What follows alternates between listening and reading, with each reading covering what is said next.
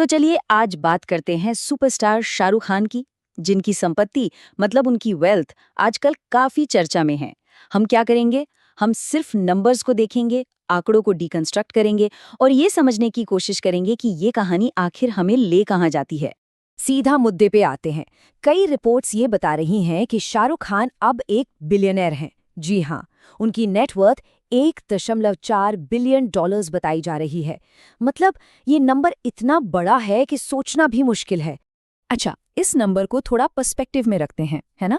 Hollywood के सबसे बड़े सितारों में से एक टॉम क्रूज, उनकी नेटवर्थ करीब 600 मिलियन डॉलर्स हैं। इसका मतलब ये हुआ कि शाहरुख खान की वेल्थ उनसे डबल से भी ज्यादा है। ये कोई छोटी मोटी बात नहीं है, ये ग्लोबल एंटरटेनमेंट इंडस्ट्री में एक बहुत बड़ी अचीवमेंट है। तो टोटल वेल्थ का तो एक अंदाजा लग गया, पर असली सवाल तो अब शुरू होता है। ये जो इतनी बड़ी रकम है, ये अपने आप मतलब बिना कुछ किए हर साल और कितना पैसा कमाती है? चलिए इसी का थोड़ा हिसाब किताब लगाते हैं। अगर इसे भारतीय रुपयों में देखें तो ये आंकड़ा बनता है करीब करीब 12,400 करोड़ रुपए। जी, 12,400 करोड़। ये वो नंबर है जिसे गिनना तो छोड़िए, ठीक से इमेजिन करना भी मुश्किल है। अब एक बहुत ही सिंपल सा हिसाब लगाते हैं, कुछ कॉम्प्लिकेटेड नहीं।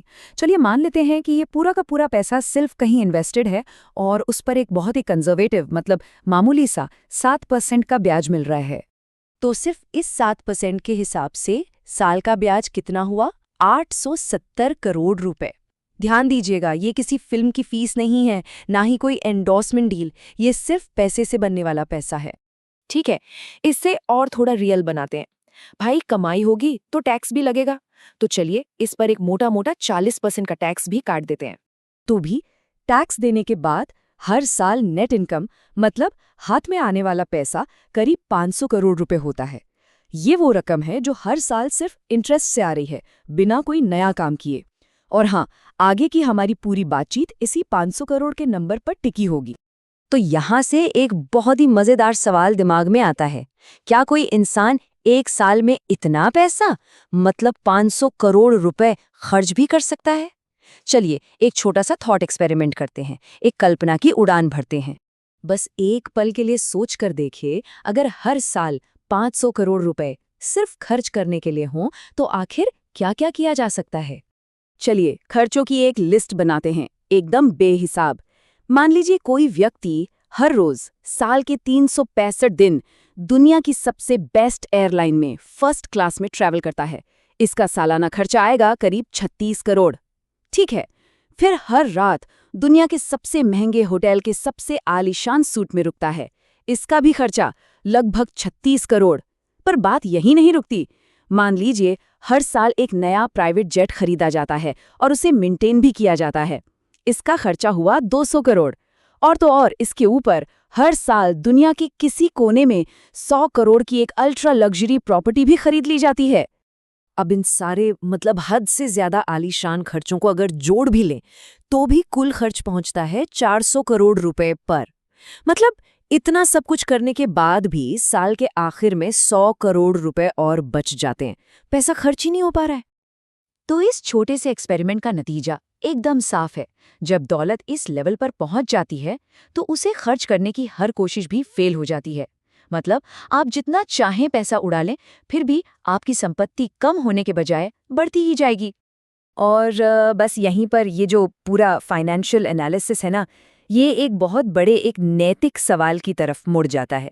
तो सवाल सीधा सा है, क्या इतना पैसा काफी नहीं है?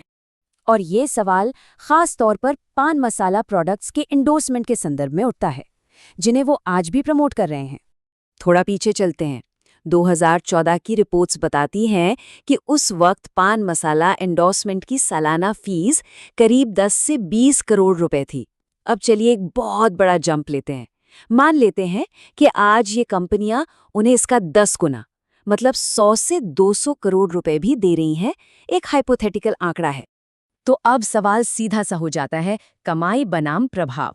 यानी एक तरफ है पैसों का फायदा और दूसरी तरफ है उस फैसले का समाज पर पड़ने वाला असर।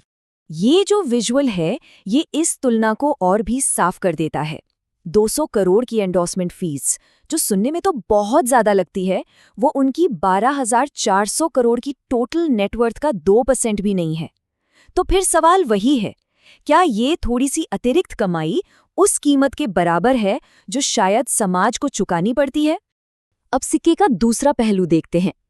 तर्क ये दिया जाता है कि अगर देश का इतना बड़ा आइकॉन, एक नेशनल आइकॉन, ऐसे प्रोडक्ट्स को प्रमोट करना बंद कर दे, तो सोचिए पब्लिक हेल्थ पर, लोगों के स्वास्थ्य पर इसका कितना जबरदस्त और पॉजिटिव असर पड़ सकता है।